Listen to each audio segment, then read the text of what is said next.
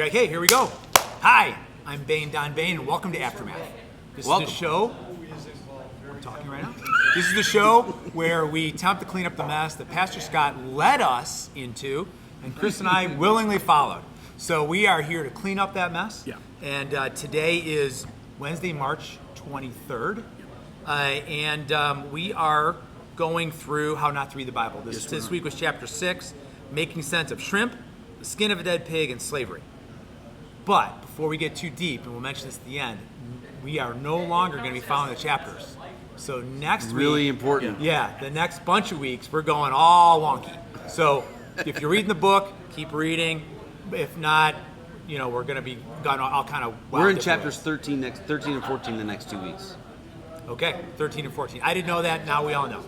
We all Okay, know. great. So these guys are heavy hitters, and that's why they're here with me.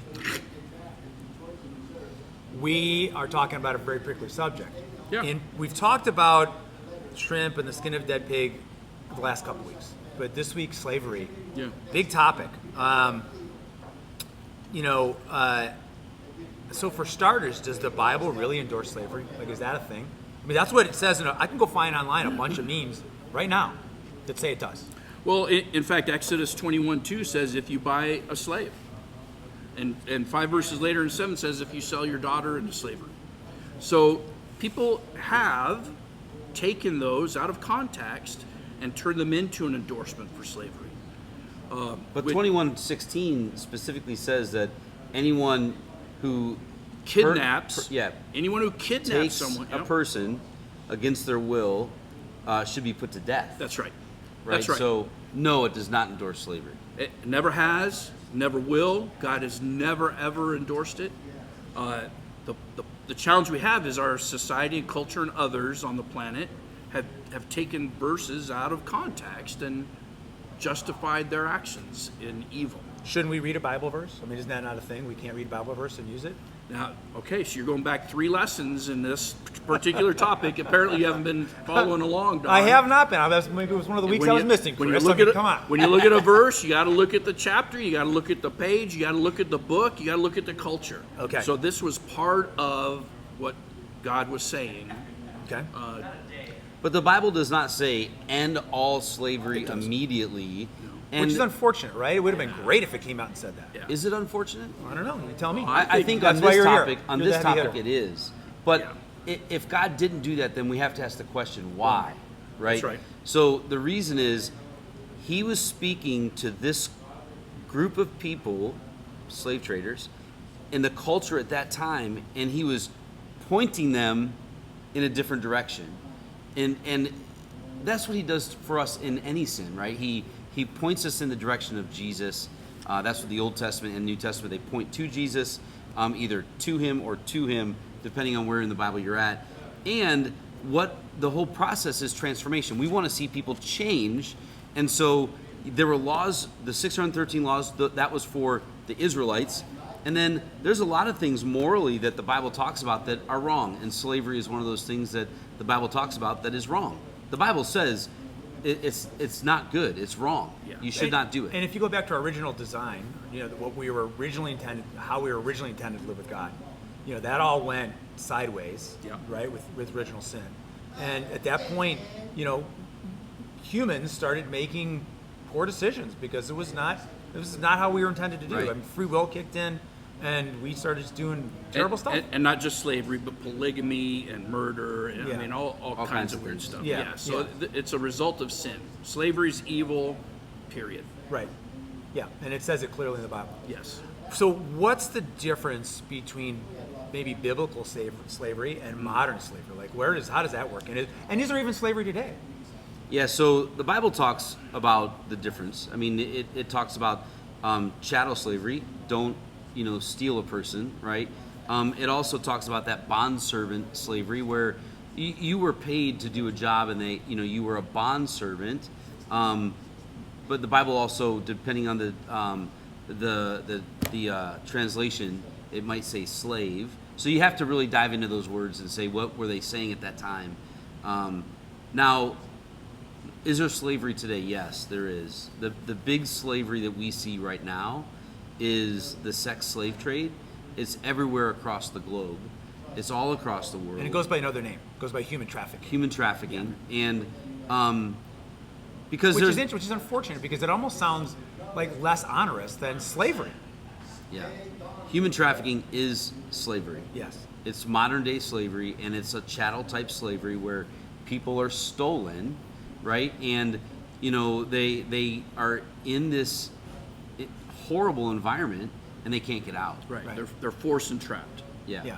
against their will. And we talked about that a lot this morning, actually, and we need to be willing to stand up for that and Yeah. stand up against it, Right. and say this is wrong and we need to stop it now. Northeast Ohio, there's a huge human trafficking issue. It's not just in Asia, it's all across the world, and it's even right here in our backyard. And we just need to be willing to say it's happening, it's wrong, and what can we do to help prevent it? Yeah, because stop it. ultimately, we need to take the stand on that all people are equal in God's eyes, right? We're all created in God's image. That's right. And everybody has value. And we Jesus need to be treated that way. Jesus himself said, "Love God and love others." Right. How can you love someone if you're kidnapping? Right. Or you're controlling them or you're enslaving them. Yeah. Right. Right. Yeah. Yep. So- and we just need to know it's a real thing. Yeah. It's a big deal. And what can we do to be a part of stopping it? Well, it goes back to justification, right? I mean, we talked a little bit about that this morning. We talked about people using the Bible Yes. as a way to justify slavery historically, whether it's slavery in the United States, chattel slavery, or historical slavery. And it's what people do today. Yeah. It's guys that are caught up in addiction, that are unwilling to look and see that human trafficking is a form of slavery and admit it, so by their actions or inactions are supporting slavery or supporting something that's inhumane. Yeah.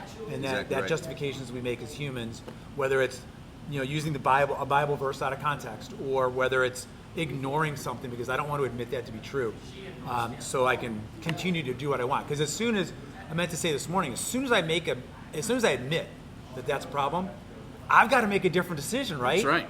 I've got to have a different course of action, and I don't want to do that because I'm comfortable here because it doesn't affect me. And what you're talking about specifically, if we were to get really honest here, is porn addiction. Yeah, Right? yeah. A lot of guys struggle with porn addiction. They're in it, and they don't want to speak up. They might not be going to the strip clubs. They might not be in the actual physical having sex with other women and paying for it, right? So they're not a part of that. But watching porn, you're supporting it. Yeah. Like you're paying for that. Yeah. And those women and men are caught in that and they can't get out. And by watching it, I'm in a way supporting that.